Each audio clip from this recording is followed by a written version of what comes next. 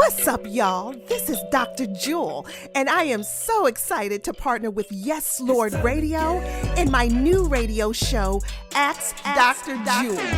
I'm a doctor of nursing, a professor, a clinician, and your go-to for all things pertaining to mental health, mental wellness, and mental illness. Look, y'all, just call me America's MHS, Mental Health Specialist. So look, you all, it's time. It's time to get your minds right with Ask Dr. Jewel. What's up, you all? This is Dr. Jewel, and I have Lady V in the house. Hey, y'all. How y'all doing? Well, man, and I got my boy JB in the house. J-Bo, what's up, man? JB. Oh, it's so good to be here, y'all. Man, glad to be in the service. I'm so glad you're here, huh? One All more right. time. Look, we're gonna talk about something today. All right, this is something that everybody deals with, and so we gotta address it, y'all. This is not the happiest topic, but we gotta deal with it because here at ADJ we gotta deal with real issues, real life. You know, like my kids say, man, life be lifing, man, and we got to deal with it because we need you to know that you are not in the boat alone. Okay, it's okay, man, if some of these things are hitting you and getting some of them getting the best of you. Okay, but we got to talk about it because we got to talk about ways that you can get better. You know, ways that you can get back up again. Ways that you cannot. You know, you don't just succumb to these things, man. You don't stay in the valley because you know we serve a God that's a God of the hills and the valleys, baby. So we need to pull you up out of these valleys. So the thing is that grief is what we're going to talk about today. Yes. Whoa, we're going to talk about grief on this segment of ADJ. So y'all, come on now. If you've experienced grief. If you've experienced loss, if someone has broken your heart, y'all, we got to talk about it. If you lost, look, some of y'all, if you lost a pet, whatever it is, or if you lost a job, a position, grief is real. Let's talk about it.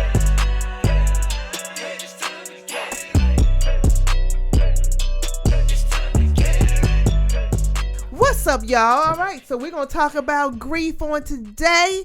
Grief is our topic. All right, y'all ready? So look, grief, it's real. Whether you lose someone, okay, you know, because every time, you know, have you noticed when we talk about grief, we talk about that everybody thinks about death, right? Yes. All right, you know, that's the first place we go to, and yes, death of a loved one is significant, but you know, it's not always the death of a loved one that causes you to grieve. That's all right. And so, you know, when people are like, well, ain't nobody died, you all right. Well, I'm gonna need you to snatch that back, all right, because that's not factual. That's you know, and so, you know, grief can also be triggered by the loss of a relationship. Pause right there. Ooh. You feel me? Yes, the Lord. end of a relationship can cause some grief, man. Talk you know, again. come on now. When you've been joined with somebody, then all of a sudden that thing like stop. You know, that's an issue.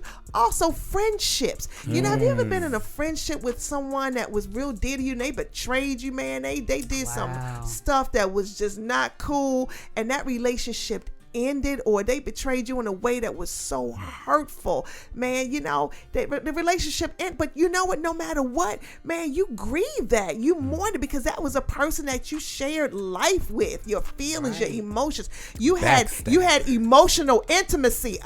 Remember that show on Intimacy, y'all? Yes. You know, and so all of a sudden when that person that you were emotionally intimate with and that relationship ends, that can bring about grief. All right, and then look, major life transitions. Yes. Come on.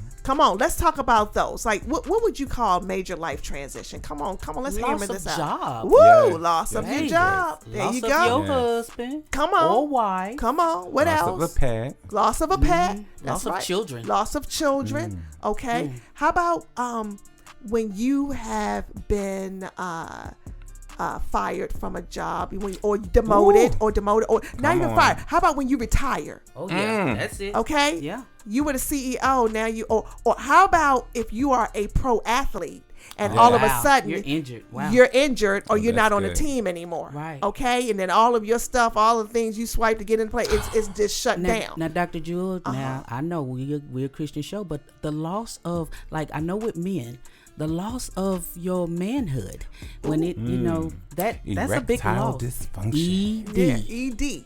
ED. Because guess what, Lady V, I'm gonna put this in. You don't lose your manhood just because you lose your ability to perform sexually. All right? You are manhood still a man. Man is not sex. All right. But the thing is that when you lose an arm, when you lose, a leg, toe, you understand? When you lose something that's significant, that's major. Okay, what about that could cause scholarship? grief. Oh, that's big. Yeah. Oh, that's major right there. Mm-hmm. You can grieve that. Or how about when you were in a relationship and you had someone amazing, and next thing you know, you went to somebody else, and then you realize that somebody else was fake. You feel me? And then you grieve and mourn. I mean, I know people, 80, y'all. 20. You look. It's been 10 years. That girl done been gone. That boy done been gone forever. They done moved on, got married, and you still grieving that relationship. Y'all, man, this grief thing can go a long way. Another thing, y'all, grief can come, even when you get a serious illness. Yes. You get the big C, baby. Loss of health. Yeah. Loss of health. That can cause you to grieve, so, and also in addition to that, grieving depression can kind of be kissing cousins with that. You feel me? Right. Yeah. Because grief can lead you to go down some ways and start reacting in some ways. And so, we got to talk about grief because it's really, really closely related to mental health. Okay. Because it really impacts your emotional well-being. And you know what? Like one more, hit one for me because I see it. Yeah. When let's just say our older generation, they're losing their independence. They can't cook anymore like they used to. They can't clean house like they used to. They can't get out and drive. Their eyes are bad, so now they've lost their independence. Listen, I see it too well. Beautiful. That's right. I mean, that's so real. And then we like, what's wrong with you? Well, I can't get up and go. My get up and go is kind of debilitating. Right. You know what I mean? And then it's like, why are you in a bad mood? Right. That's right. Why you so sad? Why you don't want to do nothing? Why grief. You just because of grief, you all. And so we talk about being present with people. Man, the only way you're gonna realize that someone is grieving is if you kind of pay attention to them and say, what's going on? You're kind of acting differently. And so people that are experiencing grief go through a huge gamut of emotions. All right, it can include like they get sad. Some of them get angry. Okay, we forget about that one. Grief, you can get angry. Okay, all right. Grief can cause anxiety. It can cause depression. Is there anything I'm leaving out when you're grieving? How do you feel? Anything that you felt? You know what? There is a hopelessness. Ooh. It really is. And I mean, and I know that somebody can say, "Oh, my hope is built on nothing less than," and that's good. And I'm not refuting that. But what I am saying though is sometimes when that grief hits you so hard, you just feel like, man, I have no hope. I'm ready to go. Yes. I'm ready to go, Lord. Come on, take me. Yes. I didn't realize in one of my blind spots that I drank more. Yes. Grief trying can to numb do that. Pain. Trying to numb it. Grief. Kind of going down the road of depression. And the next thing you know, grief can cause you to isolate. Grief can cause you to, like I said, be angry with people, and grief can cause you to feel guilty. And let me look for the young folks out there, especially if it's a girl, even a boy. They have hot girl summers and hot boy summers where they out there just living life because the loss of a significant other, a friend, or your boo. That's right. Well, everything now you just out there living life and all over the place. That's right. Just being buck wild. So grief can cause you to do something because you don't care anymore. And so when you don't care anymore, you do a lot of damage to people. Yes. I mean, and yourself. So grief, man, we can't sleep on grief. We cannot sleep on grief. So, let's talk about, these emotions a little bit. Like emotional well-being. Grief can lead to sadness, emptiness, okay, a loss of interest in things that were enjoyable. They can cause mood swings, irritability. You can't even experience positive emotions because you're so sad. Grief can do that. All right.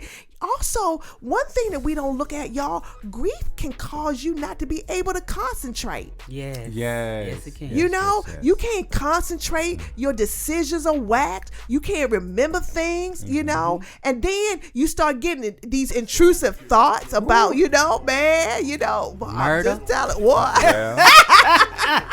And let's not get on hygiene. Come on. Oh, Lord Jesus.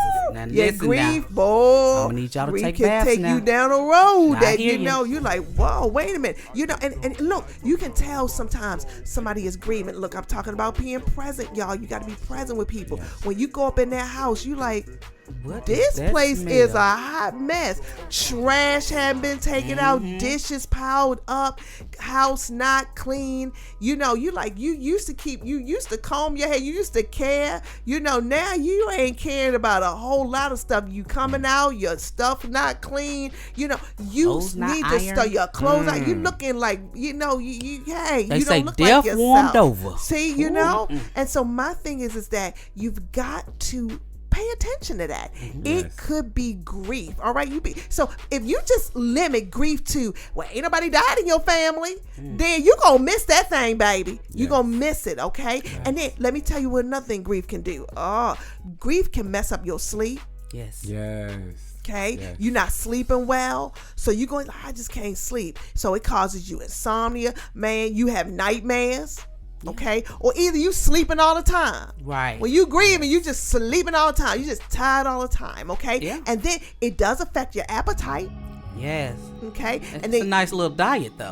See, I'm not laughing at you. Some people look. It all depends on how it hits you. Right. It go both ways. An eater. That's right. Or you starve yourself. Come on now. Either one. It goes to extremes. So you got to look at that. All right. So because when somebody's grieving, you look at them, you're like, dang, you getting a little thin. Like, what's going on? Or you getting a little chunky. Like, what you doing?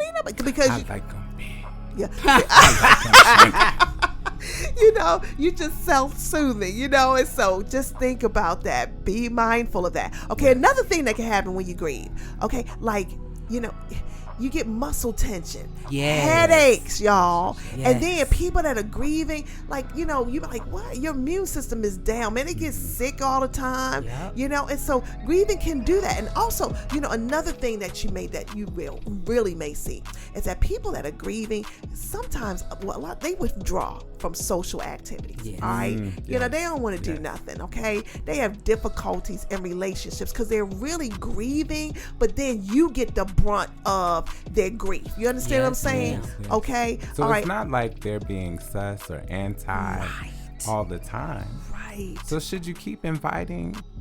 Yes, anyway? Most definitely. Absolutely, because you know what, JB, you realize that, or you start asking some questions and be like, is everything okay? Right. Like you get to like, are you grieving? Like, what are you? You gotta look at it like this too. You want to keep involved because the big one is that they can get suicidal ideations. And once that starts happening, man, you want to check on people.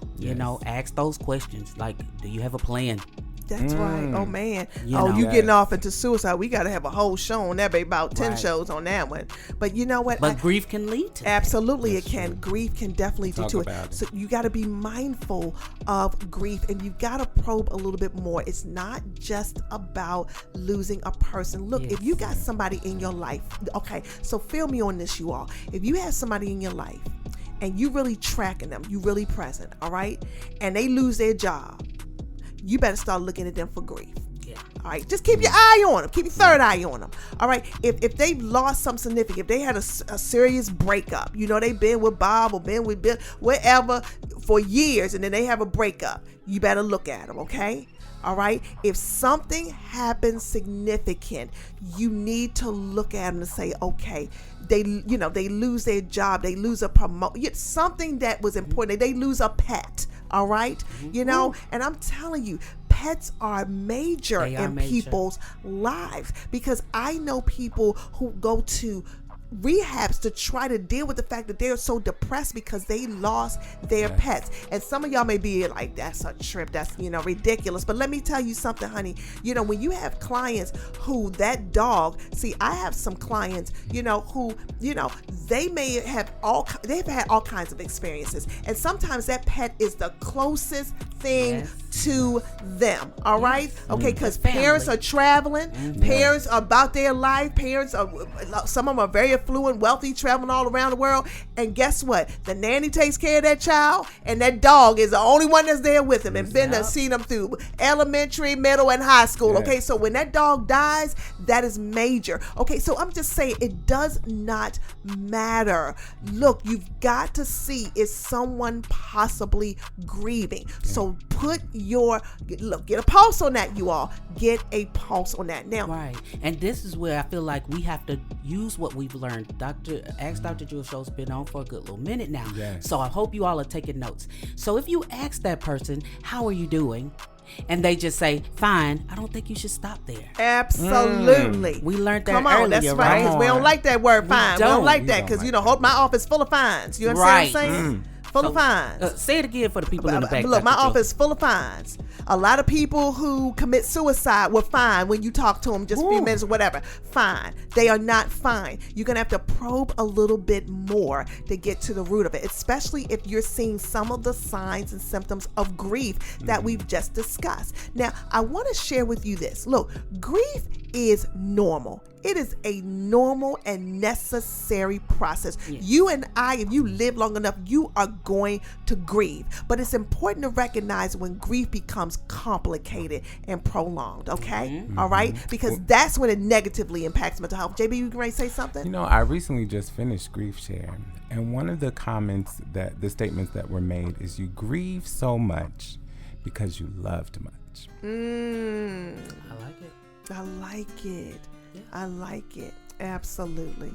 Because if you didn't love, you didn't care about it, then That's right. That's right. No matter how that nappy head, whatever whatever you say. Whatever. The thing is that, you've been with that person. You've shared experience, life with that person, that thing, that whatever it was, that job that you may have lost. You may have committed. And see, this is another thing too. When you spend a lot of time giving your life to a job or something like that, and the next thing you know, they go up in a boardroom and say, you know what? You're fired. You're not a good fit. You're not a good fit anymore. Wow. We're not feeling you anymore. Or we found, whatever. That is difficult. Look, my co-host on Athletes Mental said, look, in the NFL, they are looking to replace you every week. Every week you're seeing people coming through that they are really seeing how they're doing to take your job. Wow. Okay? You are expendable. So when you start dealing with that, just think about how you grieve, people can grieve that, and they wonder why athletes' mental health is not where it needs to be, because you don't know what they go through on a daily basis. You understand? And so, prolonged grief, you all, if it's something that continues, all right? It continues. People continue to grieve, all right? You really need to get help, because that's known as prolonged grief disorder, all right? And it involves intense and long-lasting symptoms, and they start interfering with your daily functioning, okay? That's when you may need some professional support, okay? So let's talk about, we get ready to come back. We're going to talk about the stages of grief. JB, I know you know this, all right? So let's talk about this in a couple minutes, all right, on ADJ.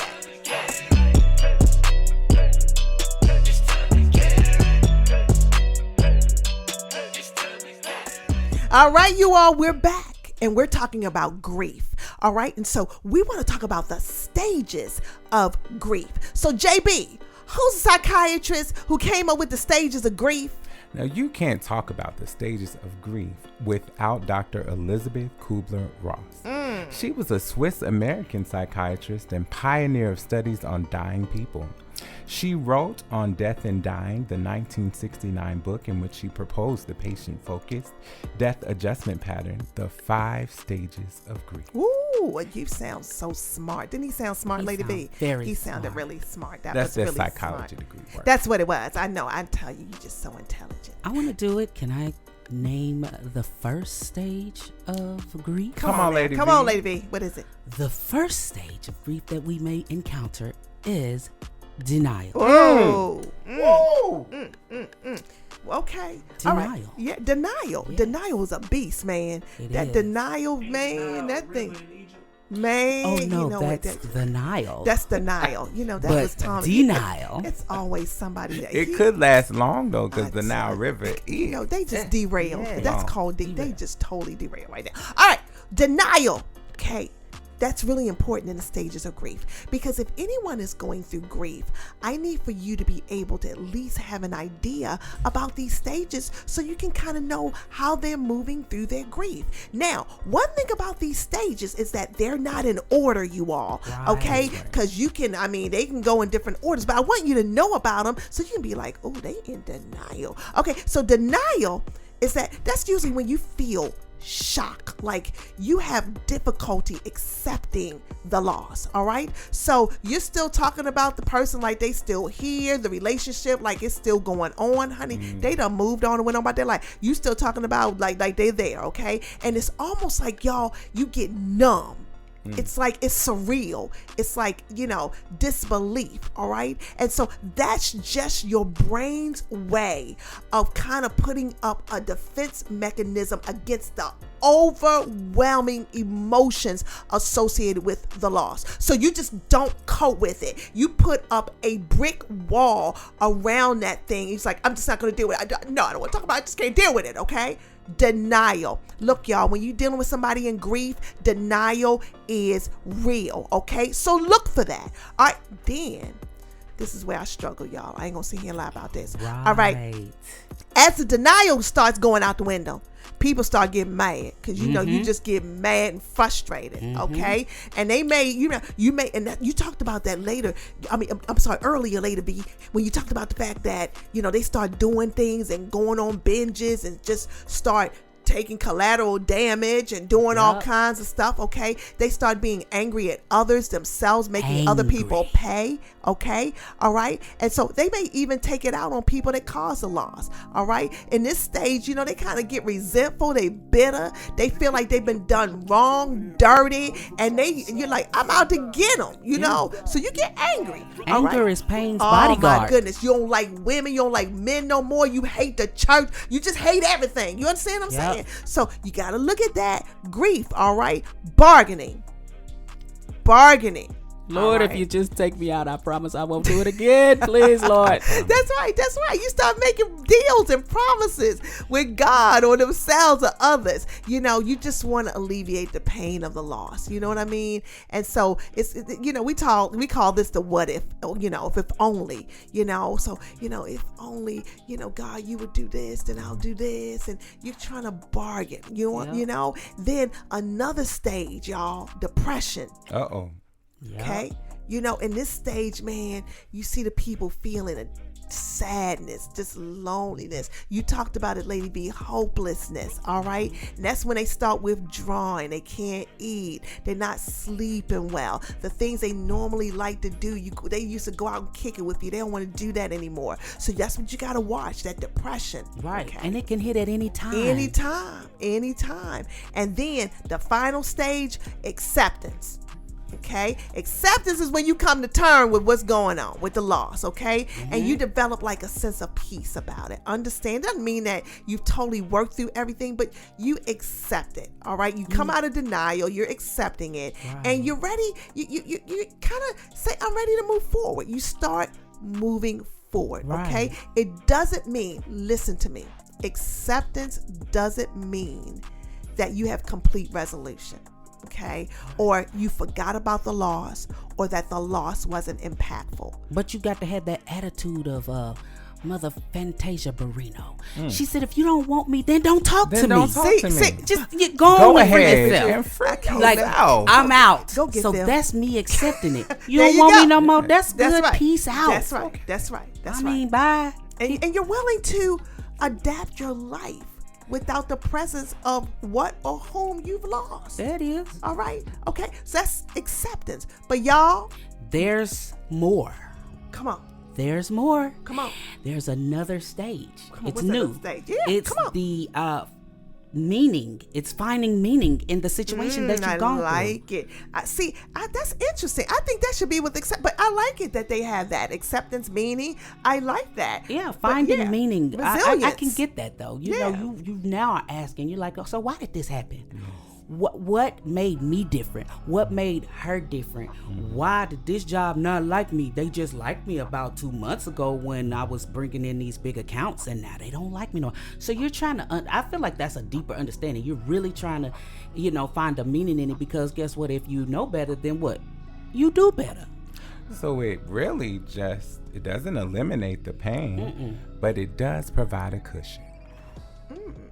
Well, you know what? I look at meaning, you all, as resilience. Okay, acceptance and then resilience. It's looking at the fact that, what does this, this loss? How can I propel from here even further as a result of this encounter? How can I use this circumstance to be a better person? So meaning, okay, the thing is that meaning out of a loss. So I just lost my aunt recently. I absolutely adored her, okay? And so my thing is that meaning from her loss, I accepted it. But the thing is that how do I evoke meaning from it? Well, we set up a foundation. I'm going to make sure that our family stays cohesive because she was the glue.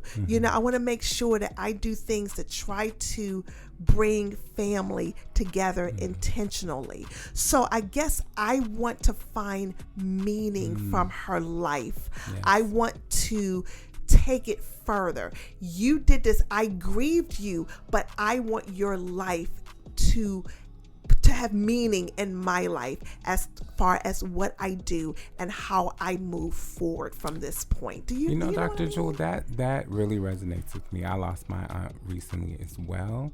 And then my dog and everyone that really we would gather around holidays is pretty much gone. But I found one thing that helped was to start a new tradition.